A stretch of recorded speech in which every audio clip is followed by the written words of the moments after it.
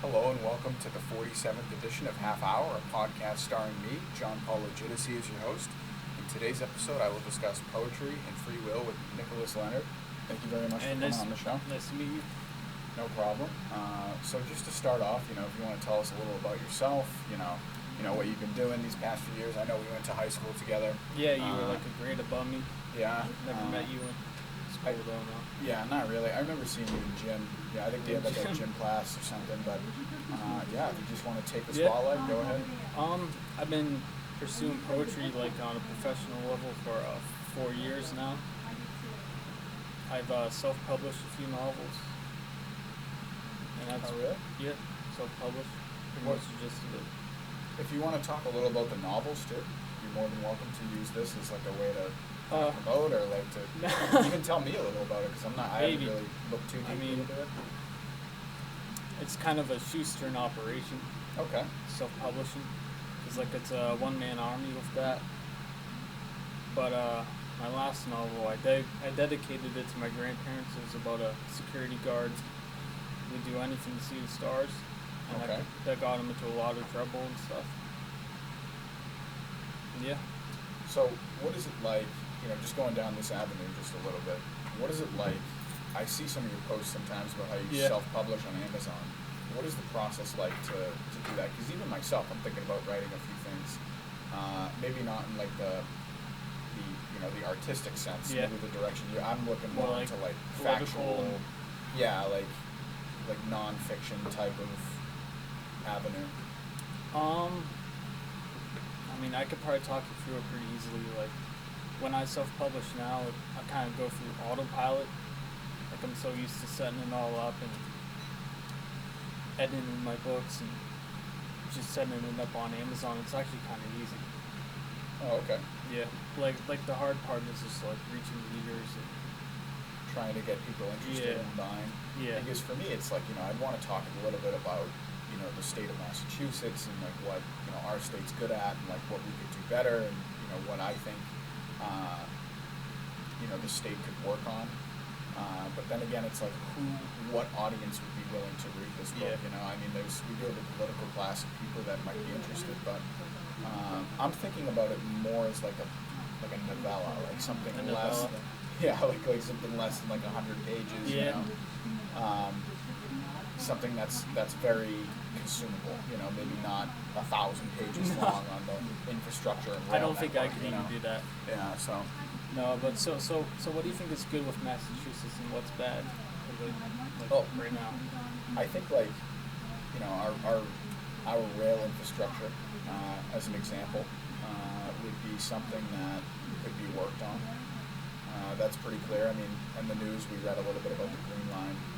Green Line's having issues because they put the tracks down in some kind of wrong fashion. And I'm not really pointing blame at anybody, but at the same time, it's kind of like our region of the country is very well suited for kind of public transport oriented. Boston is one of the first cities in the country. Mm-hmm. It's not laid out like a grid. I remember my father used to tell me it was the horse trails, and my grandfather said the same thing about it, and how the city's kind of unique in this way. But my book would kind of focus maybe on that and a few other aspects, but I haven't really hammered out the details yet. No. Have you started researching or? I've done a little bit of research, but my goal right now is to kind of find a new job, but I'm gonna get into it soon.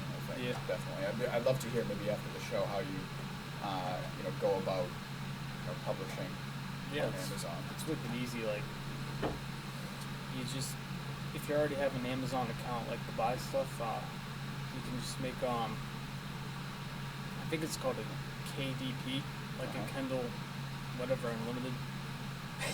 I've been doing it for 4 years and I don't even know what it's called, but like I said, I do it on autopilot already, and I can show you after the show. It's pretty easy.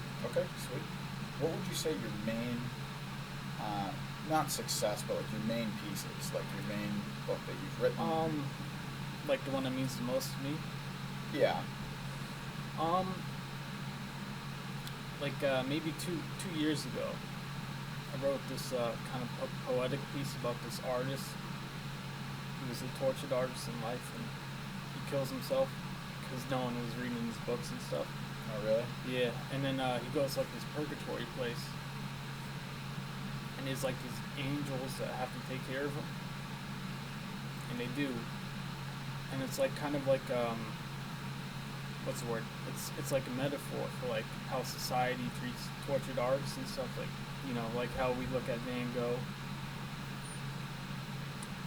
I'm very bad at summarizing it, but No, it's okay. Yeah. I mean, I know you wanted to talk, specifically about, the poetry and the free Yeah. will, and I think it's good to kind of, showcase how your interests manifested themselves. Yeah. But it seems like an interesting read. I'll take a look Yeah. at it for sure. yeah, no, it's kind of like inspired by in Romeo and Juliet, when they first meet, they speak, and they speak in this sonnet though. Like it's very what's the word? It's almost like a landmark in Shakespeare's discography, because it's a play and they're speaking in the sonnet. By sonnet, that's like 14 like a lines. rhythm. Yeah. Oh, okay. It's a certain kind of poem. It's like 14 lines and it follows a certain rhyme scheme. Yeah. See, I always struggled with the poetry terminology. Yeah. I remember I had a hard time with that. So, what a haiku is The 5, the 7, and the 5, like 5 syllables, and then the line of 7 syllables, and then Oh, the I line see. of 5 syllables. okay. Yeah. Yeah, because I remember I had such a hard time with that in school. The sonnet's a little longer. Yeah, 14 lines. Are there any other types? There's one called a villanelle. Like, do you know the "Do not go gently into the dark night"? That was my high school Yeah, that's- quote. That's a villanelle by a French poet. Wow. Okay. Yeah. That's pretty cool. I like those. I love that movie, man. Interstellar, where they Yeah. said that poem. Yeah. That was definitely. I'm not too big into poetry, but that No. was definitely. I didn't even know it was classified as poetry. But I do like that because it paints such an intricate picture. You know, the poet that wrote it, his father was dying, and he was at his bedside. You know, and he was writing this poem like, "Do not go gently into this good night." It was kind of like trying to beg his father to like fight death and stay and stuff. So it was this struggle against Death time. itself, yeah, time, and that might have been why they used it in that movie. You know, because time and Such a great movie, man. yeah, it is. I'm really a huge fan of Interstellar. I would love to see like the continuation of it. Mm-hmm. Some things are better left untouched, maybe. Yeah. But I don't know. I'd be willing to give it a chance. if They did did kind of leave it up for a sequel of him leaving in the spaceship and halfway on that planet, Mhm. Miller's planet, right? Miller's Planet, Yep. yeah. The Dr. Brand, Mhm. she is there like setting up the colony. Yep. It was awesome when he got rescued by the Rangers with the cylindrical space station. Mhm. That was awesome, but I thought it was really fascinating how when he's inside this black hole, he's like manipulating the page of the Mhm. book or the arm of the watch. Yeah, to the- make it like the Morse code thing for his daughter. Right, and the whole movie is written very, very artistically, but it's a very scientifically accurate movie, for the most part. You Yeah. don't know what's in a black hole, but you didn't see any light speed. No. They used very well understood mechanics. I think they said there was a gravity assist from Venus to somewhere, or maybe Mars, Jupiter, I forget. But Yeah, like the Saturn, the black hole near yeah, Saturn. like they slingshotted it or something like into the wormhole. Yeah, so what I'm talking about is like on the way to the black hole near Saturn, or wormhole, Mm-hmm. I think they used one of the planets to like speed up the actual ship. It's not a very big detail. In fact, they don't even mention it too very briefly in the movie. Maybe they don't. I don't know. I thought they mentioned it, but I think they call it like a slingshot. yeah. Like that's what they're gonna do when they go to Mars. They're gonna slingshot off of the moon. Like they try and get into its orbit, Mhm. and like they kind of ride its orbit for a little bit around the moon. Yeah. And then I guess like the moon, the orbit like just kind of sends a spaceship. Yeah. It was amazing though, wasn't it? Explicit. So when it comes to, I was like, let's talk a little bit about the free will Yeah. aspect of it. I mean, we should just kind of go back a little bit. Put it down. I couldn't put it down. Yeah. Many of my podcasts, I just kind of derail for Yeah. half of it. I But, kind of like doing that too. Like, you know, it's like when you're in school and the teacher goes off the rails and it's fun Yeah. like that. But yeah. yeah, I had okay, so one more time, I used to go to CCD, Mm-hmm. and the teacher there, he talked about the Russian Revolution for an hour and a half, and everyone was just kind of falling asleep, but I might have been the only one, asking questions about it. And I'm like, when did this happen? They get you ramped up. Yeah, I was very interested in it. I was maybe 12, 13. Very interesting history there, Mm. But what were your thoughts on the free will side? Like, what were you hoping to kind of take this direction in? Well, like I say, a lot of things I do is a Schuster operation. Mm-hmm. But what I've been working on for this past year is my own kind of sonnets, because Shakespeare wrote 154 sonnets. Right. He was commissioned to do that because some rich dude's son wasn't seeing girls, wasn't going to have a baby and stuff. So Shakespeare went and wrote like 154 sonnets about why it's good to have babies, basically. And I'm going to write 153 about like freedom, free will, how humans are inherently special, To stuff kind like of that. parallel his. Yeah, Okay. Yeah, man, there's a lot to unpack there. That sounds Yeah. really interesting. it is. So let's start with like humans are special. Mhm. Like what? I would agree, but what Yeah. makes you say that? There's just so many factors, like even like little details, like how we can even move our fingers, Mm-hmm. just like using our brains, and like we don't even think about it. Right. And it was like some kind of fact I heard somewhere, like you had a 1 in 400 billion chance of you being born. Right, with You all know, of the factors. Yeah, just little stuff like that.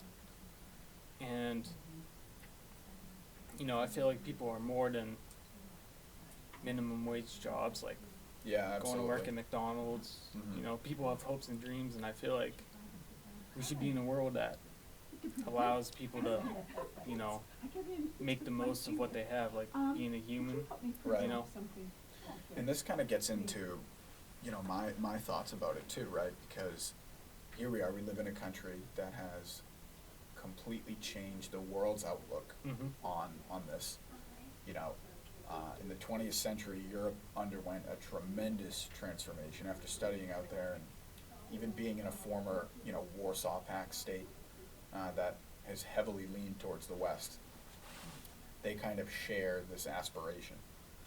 And our ideals come from Enlightenment ideals at the Yeah. time. But we're in a period now where, the country is kind of, many people would say we're on the decline. Yeah. I think most of it is in our heads. I don't think it's as bad as people paint it to be. I think it is pretty bad. But we live in a time with, you can get information immediately. Mhm. Phones. It has never been easier to access and plan for achieving your Yeah. hopes and dreams, and yet it's still very difficult. Yeah.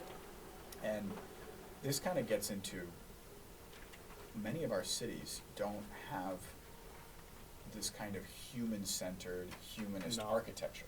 They're built like, for the classes of people that drive their cars through them, and they Mhm. don't actually live there. And I think, cars make this country special. 98% of the land in and around cities are gonna be for cars, or like car-centric. But part of me always has felt that there should be parts of a city where it's almost like your free will is impeded upon by the presence of, the cars rushing by, Yeah. you can't cross the street, Yeah. all the architecture is very spread out. Boston's very squeezed. I went to Phoenix, Arizona, Mhm. for a night with one of my friends from college, and we walked to the grocery store, and it took 15 minutes from the hotel just because it's so spread Spread out. out. you know, I'm not saying there's anything wrong with cars, but I remember No. in Prague there were parts of the city where you either weren't allowed to drive or the streets weren't wide enough for cars. But it always produced a more collective feeling, which is what cities are all about. Do you think that's because like those cities were around before cars were manufactured? Like, Absolutely. Before Henry Ford, Mhm. you know that whole story. Yeah, with the assembly line and Yeah. things like that.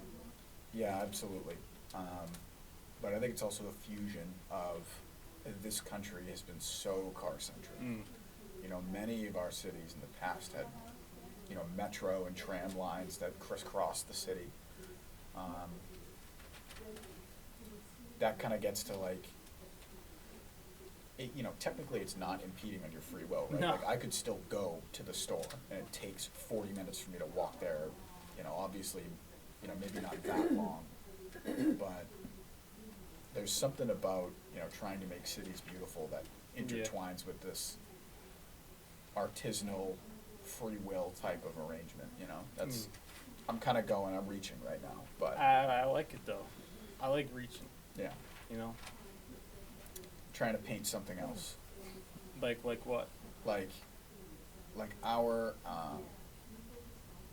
I feel like our cities should be centers of culture Mm-hmm. more so than they already are. Like, having cities just congested with cars is just, there's nothing good about it, No, and it's all just like a bunch of New Yorks all over the place, right? right, yeah.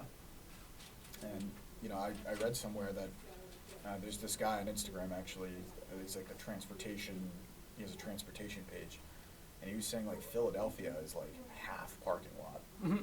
and it's like, what? It's like a hellscape, like there's just parking Yeah. lots everywhere, and there's cars rushing by, and we've gotten away from the traditional structure of a city, which is for human traffic, Yeah. and Everything being in walkable distance, right, yeah, and again, there's nothing wrong with the cars, No. We're America, we need cars, like our country's very spread out, vast, but there are portions of this country that would benefit from, more rail. I took a flight down to DC. Yeah. It was expensive, and part of me is like, the high-speed rail we have now takes just as long as driving, and it's expensive, and it was more expensive than flying, so. Like how much? If I remember correctly, it was either $150 or $300 That's one crazy. way, I forget, but I know that the time it takes was like 7 hours, and driving is the same amount, so. I keep walking away from Ah. what we're talking about, but who would you say your favorite, kind of poet? Probably Edgar Allan Poe. Edgar Allan Poe? Do you have a favorite? You're not really a poetry guy, no? I can't say that I Do you have any studied it too favorite much. writers or any like thinkers or philosophers, even like political scientists? Well, if we're talking about authors, the one person that comes to mind is Andy Weir. He wrote The Martian. Yeah, I've heard of them. And the reason why I like this book so much is because it's very logistical, Mhm. very like space is hard, and here's why it's hard. And, I'm big into astronomy as Yeah. well. I think it is the future of our, scientific engineering and Mhm. technology community. Even our species too. Yeah, for sure. And, who better to help lead the world than the country that has, pioneered this so well. Mm. And I know that it came out of the Cold War, it came out of violence, it came out of the end of World War II. Mm-hmm. The space and race. The space race, right? But, I wrote my thesis about this, my first thesis. I messed up the timing, so I had to rewrite another one. It was awful. That was my fault, though. I wrote about how, like, our country got so many benefits from the Apollo program as a single national project. MRI machine, the sole in your shoe. The government handed out, there's a million other examples, but the government handed out contracts to companies to innovate products for the usage in the Apollo program. even the water filtration system used in the Apollo spacecraft. Many poorer countries in the world utilize the same basic technology for wells, for the why am I forgetting the word right now? Like plumbing, Yeah. sewage, things like that, because it's so simple and easy to make. So even those couple years of innovation, I think really taught this country something, and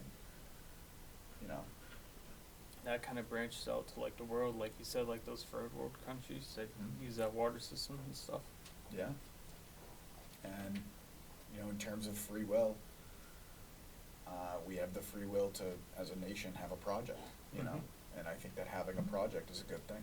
I really do. I think our country doesn't have a project right now. No. It's very It's kind of up in the air, like it's all just like people divided. yeah, and I think in a lot of ways the entire country is just not, I don't think we see the bigger picture. It's almost like we lost our the identity of ourselves, We lost our mojo, if you Mhm. will. Yeah, in a way, I suppose. Yeah. But what draws you to Edgar Allan Poe? What is his draw? I just like him. It's just as simple as that. Like, I'll be at home and I'll be just hanging out and I'll surf YouTube looking for audiobooks of his books and stuff, like poems by him that are like kind of rare that people don't know about and stuff like that. Yeah. Was he from Massachusetts? He was from Baltimore, but he hung out here a couple of times. Who was the poet that was from here? Oh man, they taught us this in high school. I completely forget. Who? My junior year, in my English class, we talked about this. Was it Henry David Thoreau? That could be. That could be it. Or was it a dude or a lady? It was a man. It was a man. Yeah. I don't know. I'm kind of in my own I think- poetry bubble. Yeah, man. I think you're on the right track, though. But so, do you think your work is inspired by Edgar Allan Poe, or do you think like you take some from him, maybe you take some from others? I like him, but I feel like he'd be kind of cliche and cheesy sometimes. Well, I mean, I don't think a lot of people read poetry. Yeah, I'm gonna be no. honest with you, myself included. I don't really. I'm huge. It's into hard to get history, into, yeah. History, politics, astronomy, space, science. These are like even technology to an extent. I had a period in my life where I was like studying all the new phones coming out, looking at the processors and the RAM and all that, like which platform they use. But poetry was always kind of a hard sell for Yeah. me. But there is beauty in it. Again, like I wrote, my senior quote is from the movie Interstellar. It Yeah, was the that first. don't go gently into the good night. Yeah, it's just such an appealing. I love the Yeah. line where their words forked no lightning. Like that Mhm. really painted a picture for me of something. Yeah. Words can be very powerful. They like can that. be, especially when like a poet takes words and they kind of puzzle it together into this thing where it resonates with you. Yeah. Just like that line you just said. When what's that line? Words fork lightning. Yeah, like their words fork no lightning, no wise men at their end. Yeah. Very, very picturesque. And then you remember that line, you carry it with you through life, and that's kind of what poetry should be like. Just It's like it teaches you lessons. In Yeah. a way. and like you inspire someone and you give them that line. Like even Dylan Thomas, the guy that wrote that, Yeah.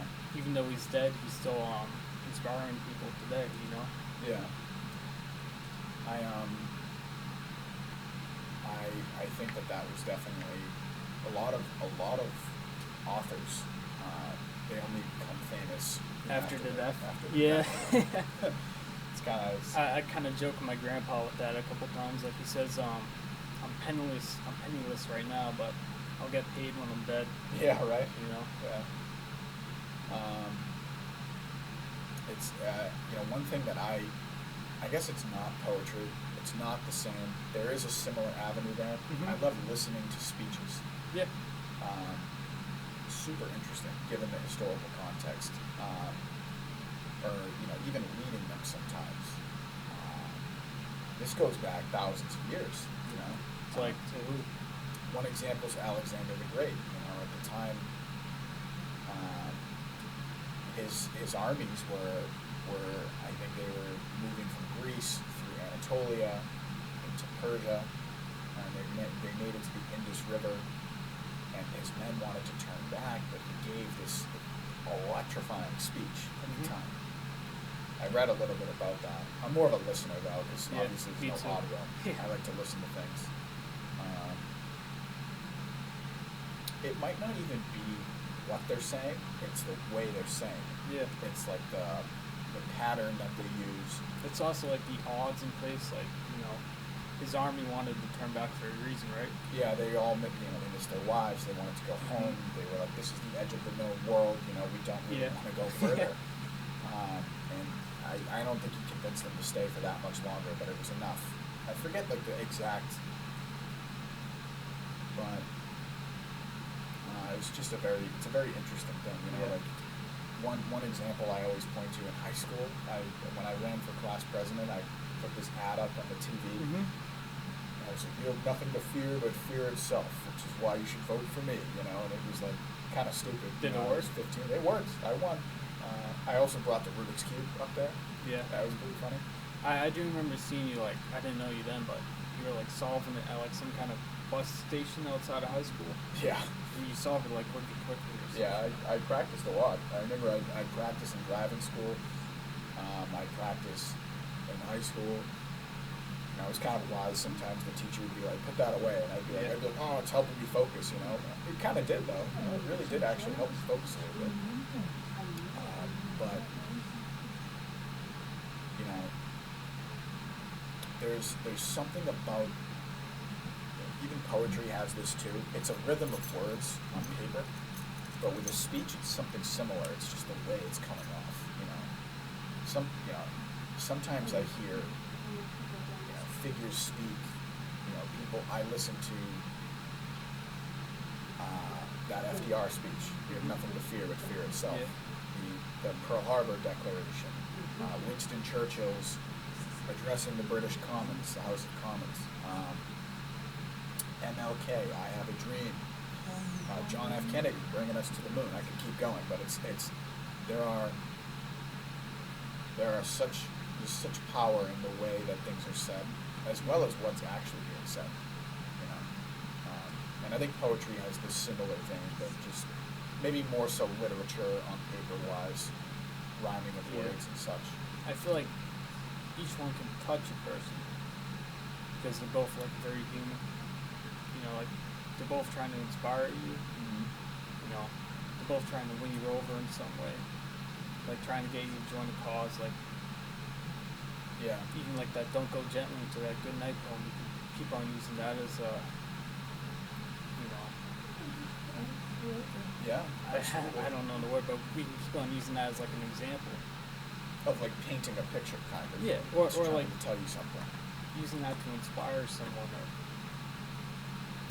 Yeah. yeah. And what you're making me think about is, you know, Neil deGrasse Tyson got on an interview. I like him a lot. There's some people I who like don't. him too. I think he's a very smart guy. Mm-hmm. He's kind of like the Carl Sagan of our time. But he kind of talked a lot about how the fact that his life is finite gives him reason to go live his best life. And I think a good lesson to people out there is like not everything is going to be immediately given to you. Where, you know, with the phones now, everything is so available so quickly. I'm looking for a word. I can't. Instant gratification. That's kind of like what I'm looking for right now. Not everything is going to be given to you so quickly. You know, like one thing that I'd like to do is work at the State House. So on my days off, I go to Boston and I walk around and I look at the murals and I look at the paintings and all the governors, the Hall of Flags. I found PB's flag like way up at the top. They have like, it's cool. They have like a directory. You can search which flag is where. You can also find all the offices of the senators and the reps in the building, like via this directory. You know, and I'll apply for positions and I'll visit the offices I applied to and kind of add that in-person touch. Yeah. In hopes that, you know, someday I'll at least get an interview and see what that's like. But you know, I think it's important to be grateful for what you use your free will for, right? So you have free will. Everyone makes mistakes, you know, including myself. I've made many mistakes. Everyone has. Using my free will, you know. But it's kind of like, what lessons do you take away from that? And you actually have to apply that lesson, which is important, because it's not, some people make the same mistake over and over again.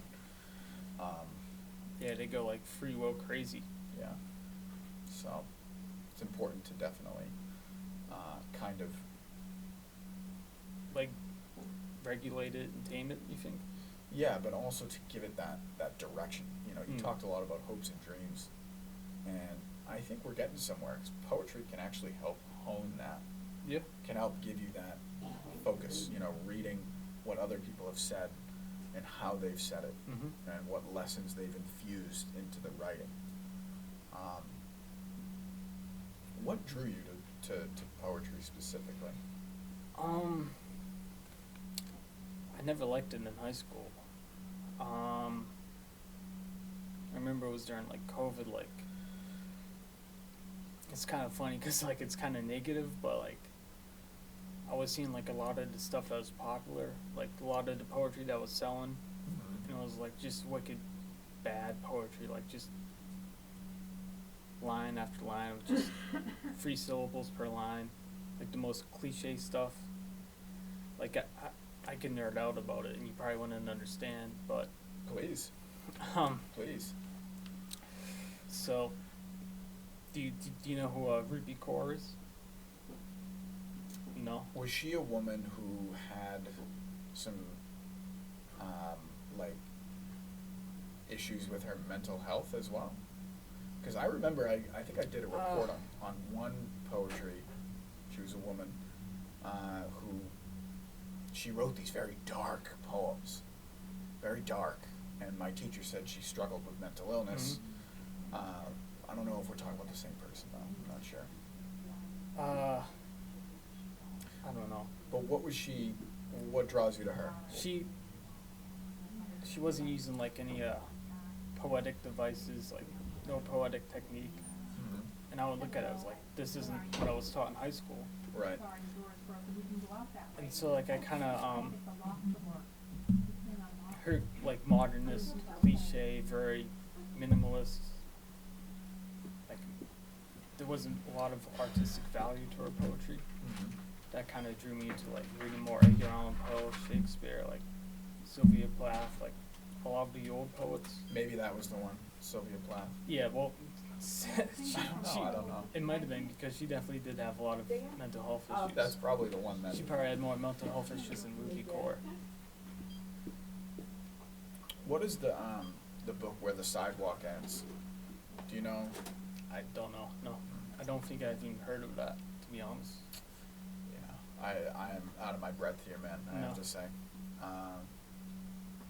But I mean, we're a little over the time already. Yeah. It's already flown by. I don't know if you want to add anything, like, you know, anything you want to give to the audience, you know, regarding these two subjects. I know we kind of went in a million different directions. I like that though. I like. But it's related. Going all over I think it's related. Yeah. I feel like it's a very human subject. Like, even though a lot of people aren't into it nowadays, poetry.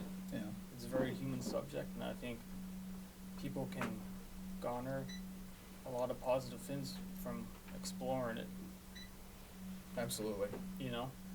Yep. And it's all about honing that free will into actually achieving, you know, your dreams, you know, and that's very important. Super important. Yeah. Sometimes I felt like I had to relearn or unlearn something in order to learn how to do it again. You know, like when I went back to college, I had to relearn how to learn. It's all about placing yourself in a manner of success, you know. And I struggle with that even still, you know. Yeah, me too. But it's just, you gotta keep your head up. Yeah, it might just be the human condition. That's it. All right, well, Yeah. Thank you for coming on the show. I really appreciate it. Yeah, it was good. I think it was a very eye-opening episode. This is the first one I've done in a little while since the barbershop. But yeah, guys, stay tuned for 48. Remember to like and subscribe and leave a comment if you want. I today. I subscribe. All right. Thank you. I really appreciate it. Thank you for coming on. And I'll share this one with my buddies and stuff too. Yeah, absolutely. Please do. Thank you, guys. Appreciate it. Bye-bye.